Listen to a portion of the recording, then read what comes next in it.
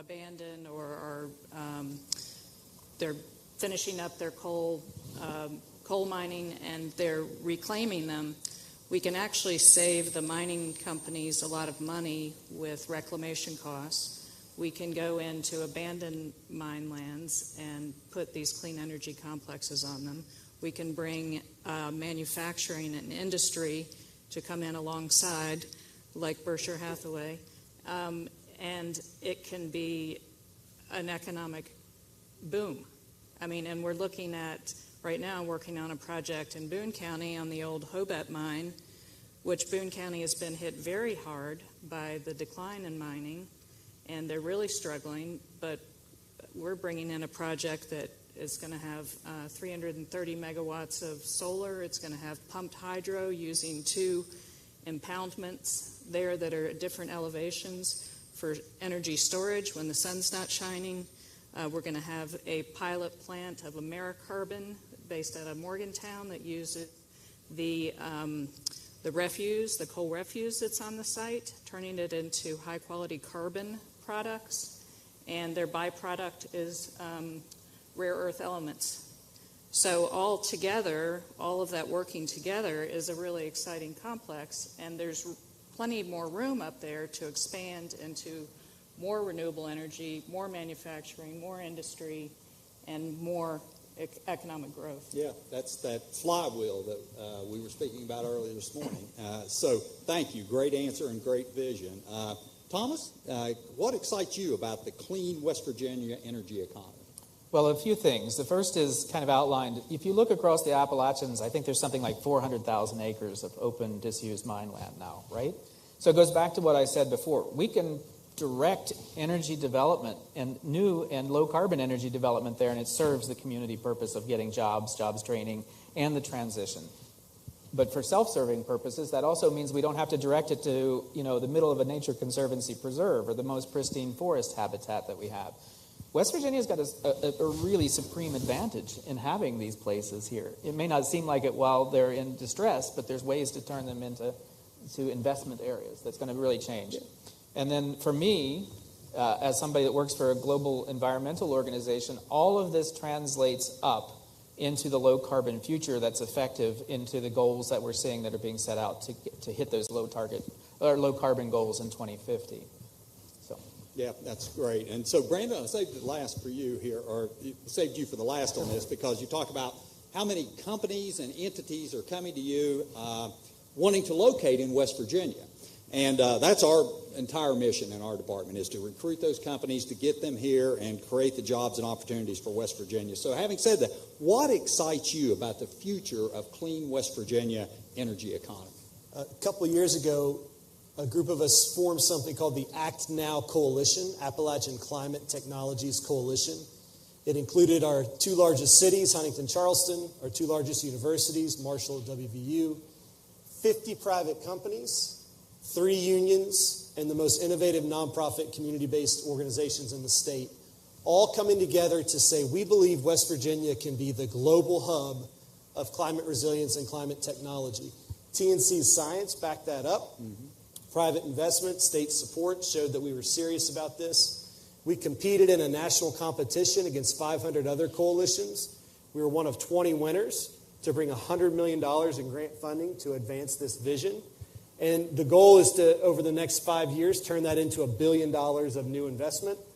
In our first year, we've trained over 200 new workers. We've supported 20-plus new businesses just in the first few months of the initiative. So the sense of momentum is unbelievable. Yeah. Do you feel it? I mean, the momentum is building in West Virginia for this new energy economy, and just the jobs and the opportunities makes me almost feel sorry for the other states. But back to you then, Thomas, on how have your companies or organizations, this is a critical question, Brandon touched on it earlier, how have your companies or organizations recruited a workforce with the necessary qualifications in West Virginia? And a follow-on to that, what more needs to be done to incentivize that talent pool in our state? Thomas is ceding time like they do. Yeah, I'm ceding time. Is he? All right. You yielding your time? All right. We've partnered on a site in Mingo County, Nature Conservancy, Coalfield Development, Marshall University Brownfield Assistance Center. It's called the High Wall. It's literally a high wall from a former mountaintop removal site. And it's become a workforce development site.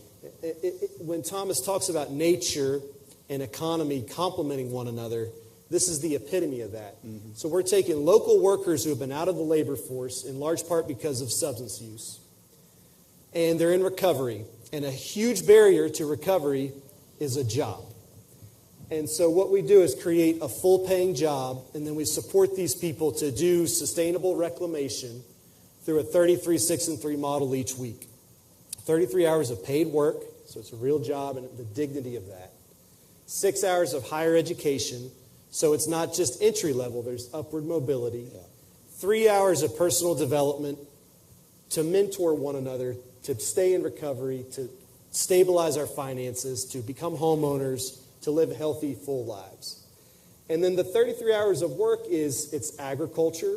There's a renewable energy solar installation component. There's an ecotourism component near the Hatfield-McCoy trails. Mm-hmm. And there's a reforest and restoration component. And so what's incredible is that it's restorative for the landscape, but it's restorative for the local people who are reclaiming this landscape. And I think that's the sort of synergistic workforce development, economic development, environmental development that is the future. And it's a chance for West Virginia to not just try and keep up, but actually leapfrog and show the world how this can be done.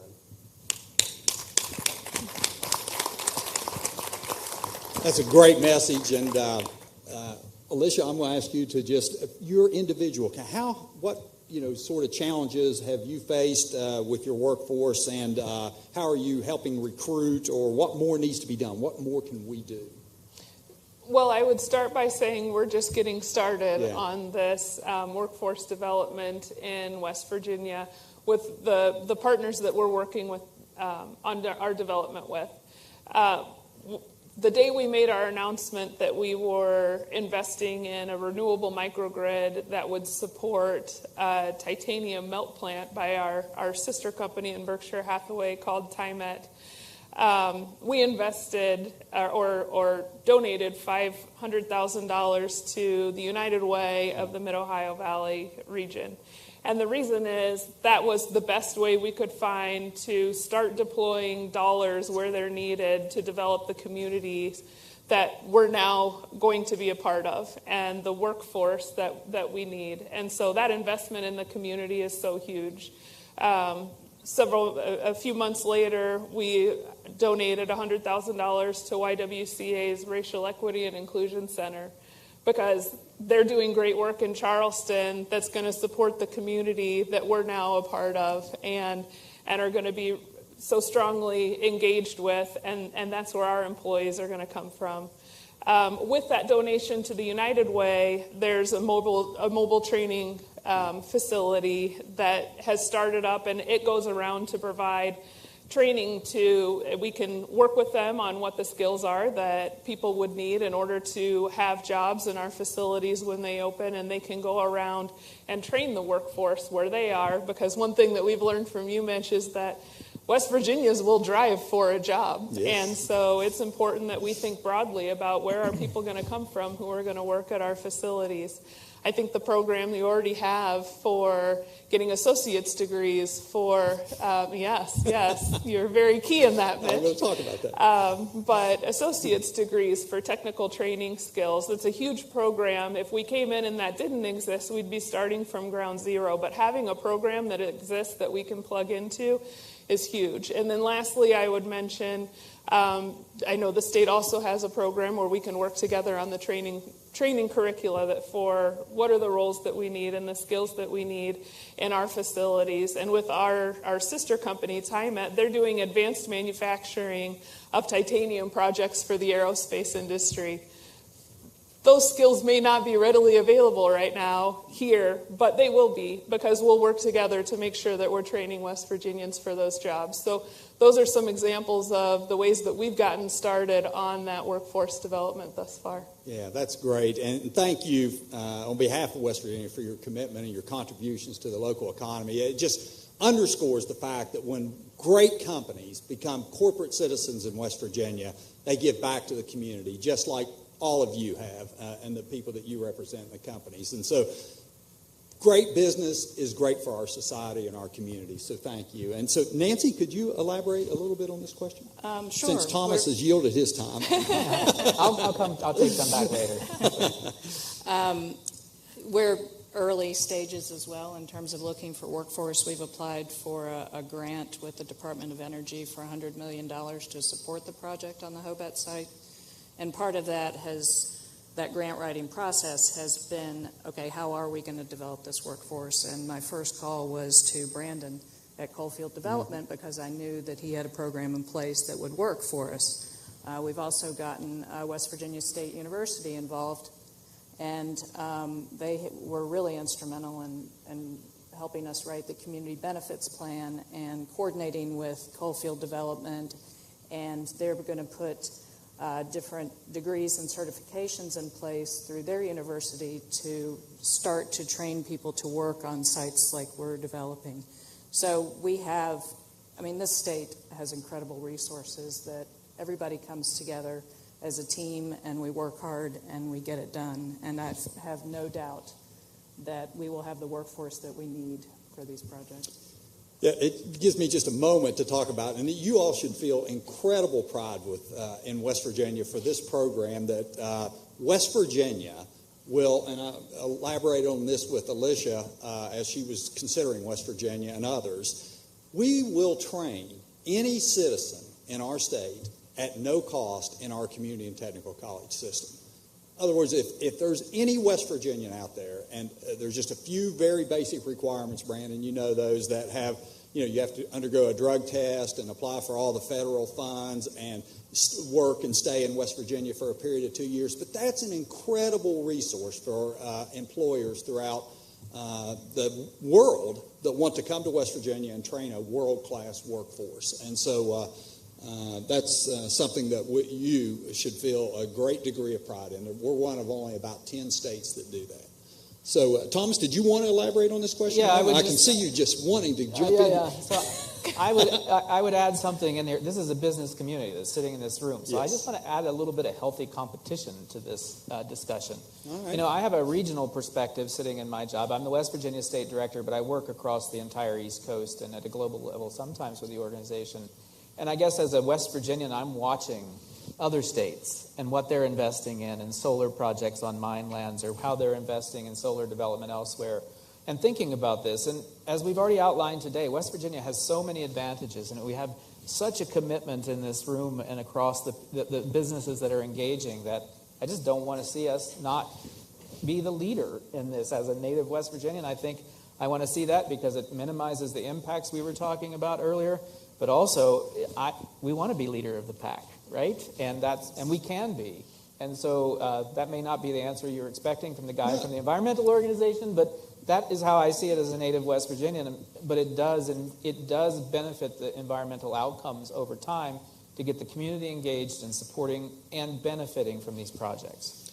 Well, on behalf of the room, we accept that challenge, and we will win the competition. So thank you for that challenge.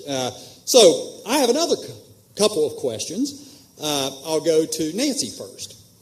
Have you faced local challenges that are specific to West Virginia, and what can we learn from other states to develop a clean energy economy in our state, both in terms of growing our workforce and investment from energy companies? So specifically, have you faced local challenges in West Virginia?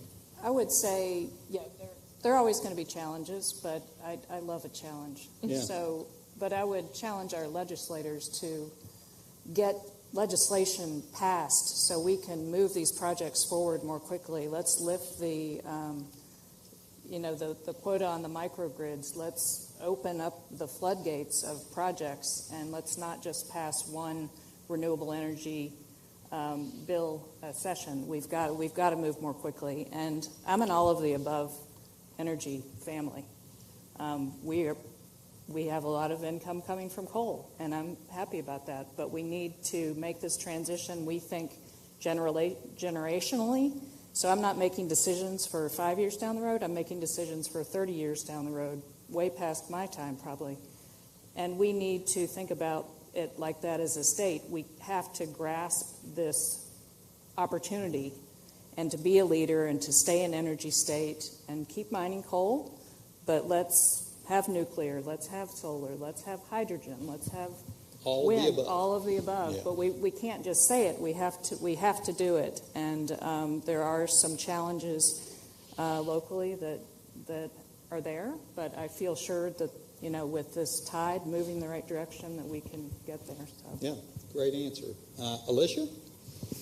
Well, as you know, Mitch, we had one local challenge that the legislature acted very quickly on to clear the path for us, and that was to create the legislation and pass the law for the two renewable-powered microgrids, one of which is our project. And so definitely demonstrates how quickly things can be done when that vision is there. And I would echo Nancy's sentiment that more of the microgrids, I've heard that from Manufacturing Association, and just heard it quite a bit because it is a great way to move things forward very quickly in the state. I would also say there are some property tax incentives or exemptions that are available for certain types of generation. Making those available more broadly would bring more of those resources into that all of the above picture. And then just the infrastructure. Think about the infrastructure that's going to be needed. I know Mateo earlier talked about the Weirton site, which is very similar to the Ravenswood site, in that there's a lot of great infrastructure there in rail and highways and barge access that supported the factories that were there previously, and really thinking about what's the infrastructure that we need for today's businesses. And so broadband is one area that the state should really focus on that benefits not just us and our projects and our businesses, but the local community.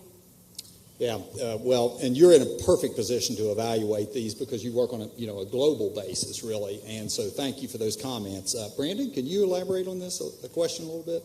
I mentioned our project site in Mingo County earlier. The labor force participation rate in Mingo County is about 25%. Yeah.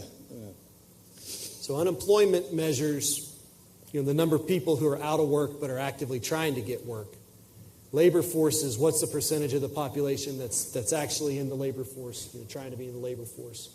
It's 1 in 4 people in Mingo County. So I believe in West Virginia workers. I believe in our community technical college. I believe in our 4 years. I believe in our corporate citizens.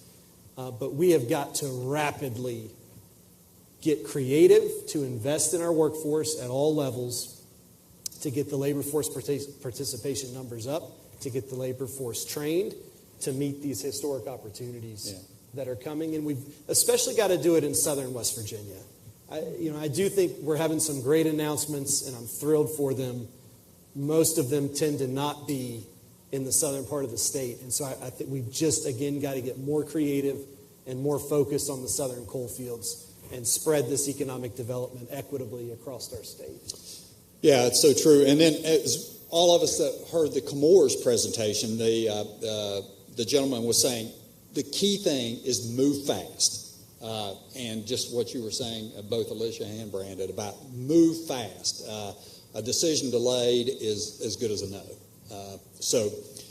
Thomas, can you elaborate on, have you faced local challenges in West Virginia as you work on a regional basis that you don't see other places, or how can we improve? Well, I would say I think that they've summed it up well. I do think we need to look at how we're really passing legislation quickly to get to the grid here, or get to the, not the grid, but to get at onlining these projects very quickly. Brandon touched upon the workforce development. I would just do another iteration of that, which is we actually have to get communities to see the equity benefits that they're going to get from this, because we do have a legacy here in West Virginia of being a different energy state, yes? So we have to get everybody making a statement, kind of like Nancy made earlier. I came from this legacy of coal, but I'm moving into the future. And we need to think about that. And I would go one level up Two, the transmission and getting these projects on the grid. That can be a state level legislation. It can be state level regulation. But there are also grid level regulatory frameworks that we need to work on. I think I put it into the presentation. We have got to figure out how to get these things online fast. It won't do any good to have really good ideas that take 6 years to come to fruition, because you will have redlined yourself out on the pro forma before you get to the project, right? So really thinking about how we start the conversations in America about onlining this work fast is going to be really important. Yeah, speed. So these last two questions are, I think, summarize really the essence of this breakout session. And it goes to the heart of the challenges that we face.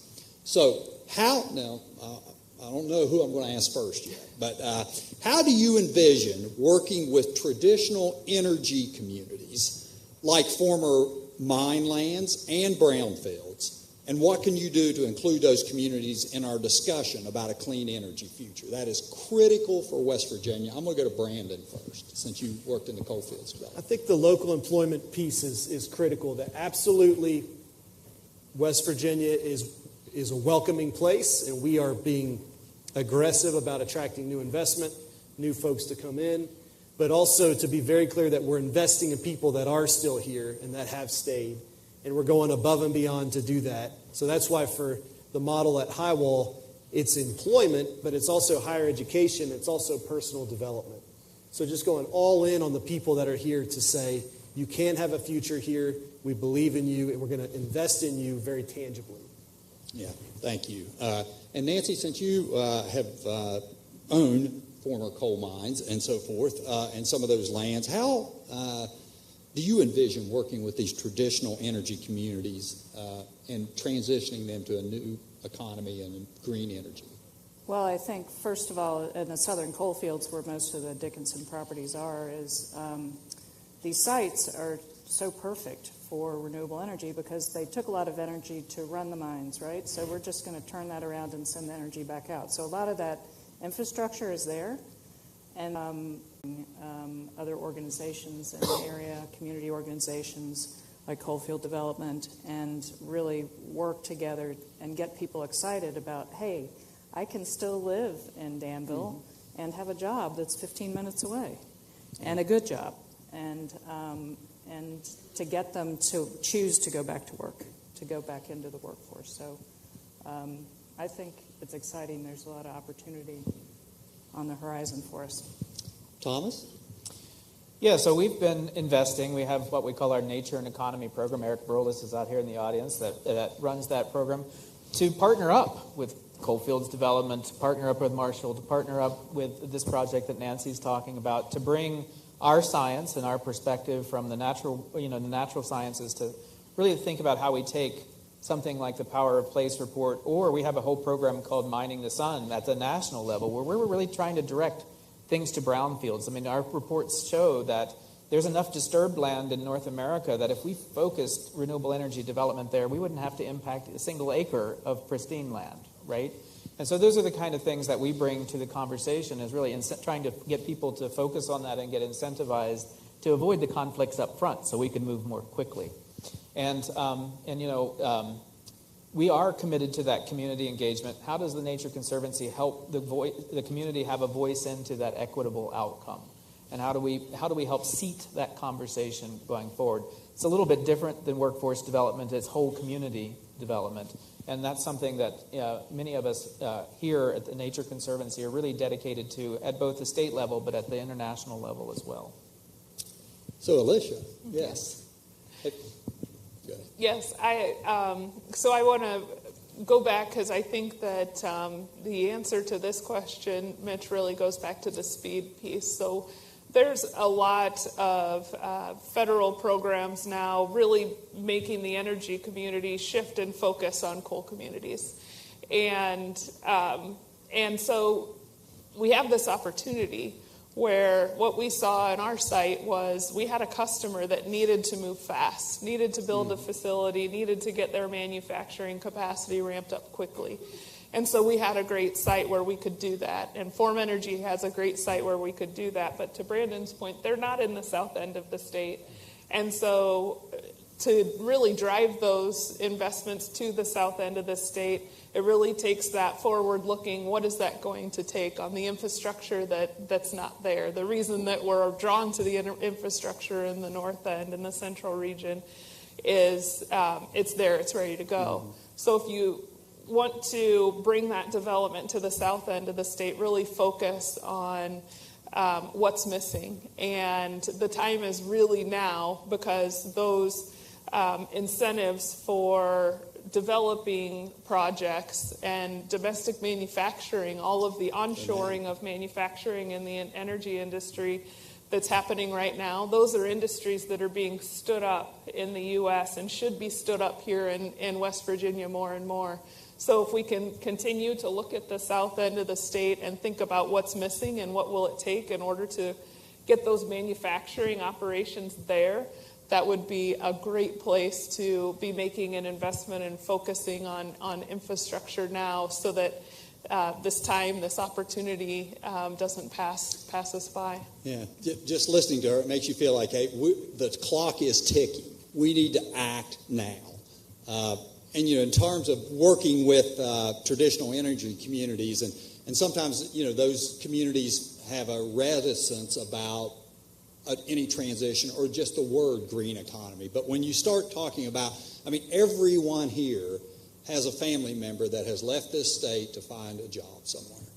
And when you start saying now, these investments create opportunities for our citizens, and as President Smith and President Gee were talking earlier, we can drive a population growth, a retention of our greatest asset, our young people, and provide opportunities right here in West Virginia that have a long-term trajectory for our economy and our prosperity. So I think when you personalize it and move quickly and say, like the people in Jackson County, when they say, you're coming in here and setting up a solar facility, and you're going to provide 200 advanced manufacturing jobs, I'm in.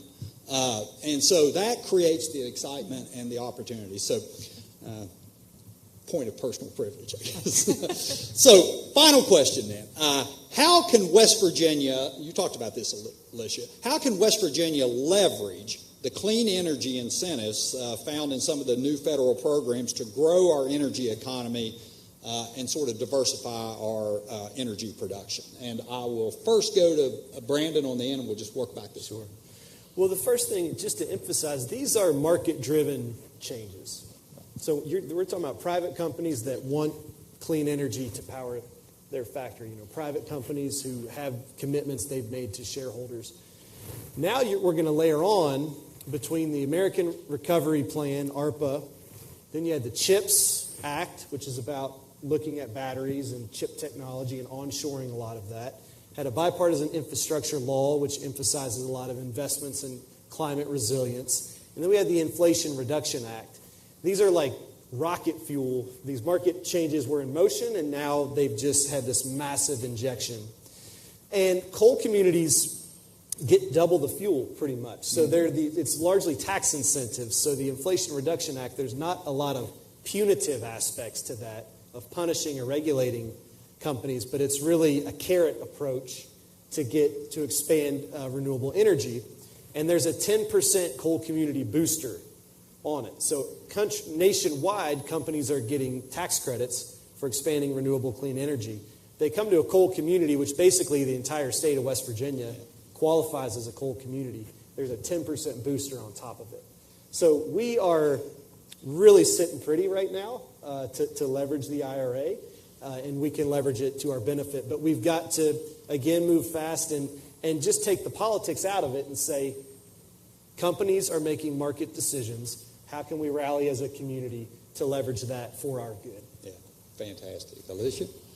Well, I really feel like it's up to us to tell that story. Like you said, Mitch, in Jackson County, it's not just about a solar project. It's about a solar project that feeds a titanium plant that needs clean energy in order to meet their customers' needs. So if it wasn't for the solar plant, they would have built their factory in another state. And so it's up to us to connect those dots and make sure that we can tell that story in a way that people cannot be threatened by clean energy and can embrace it, and we need to show that path, that vision of the future, and we need to deliver, and that's what we're doing now. But it's really going to be embracing that and seeing that it's not exactly, the economy isn't yesterday's economy, it's tomorrow's economy. And there's a way that we can get there together, but we have to be able to see that future and embrace something new and different. Fantastic, yes. Exactly. Nancy? I'm not sure Yeah. I could say it any better than Yeah. that, but I think, there is so much opportunity, and I think the great thing about this is we're not really asking for a lot of dollars from the state. There are private companies, this is private investment that wants to come to our state, and we have to allow that to happen, right? So we need to take the money that's coming from the outside and put it to work in our state, employ our people, and grow our economy. Yeah, and it's working. It will work. Working. Yes. Thomas? Yeah, I just would use the word investment. I mean, like you said, you're getting a lot of private investment that's coming here. And there's a lot of federal monies available. Let's just think about those as federal investments. We deserve those investments in West Virginia. We have this legacy that we've served the nation, and we deserve those investments. So if we think about that federal money in terms of we're taking this to catalyze that future that we're trying to have, that, to me, is how I think we should be thinking about spending those dollars and going down and chasing them down and making them into West Virginia investments. Yeah. Well, this has been a fantastic panel. Our economy is changing, but we also embrace our traditional contributions to our society and to our communities with our historic industries. And so I found a quote from Socrates that I think that summarizes this. And it's, "The secret of change is to focus all our energy not on tearing down the old, but on building the new." And I think that's what we need to do, is build on the new, not go out to attack a fossil fuel industry, but an all-of-the-above approach. And so, in summary, we are thrilled to welcome new energy and diversified economy to West Virginia. The future for our families and our communities is very bright. This is the best place in the world to locate your manufacturing or other jobs, and come here to West Virginia. So let's please give this amazing panel a great hand. Thank you.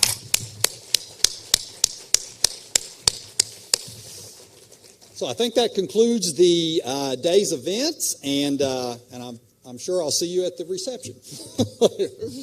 Thank you so much.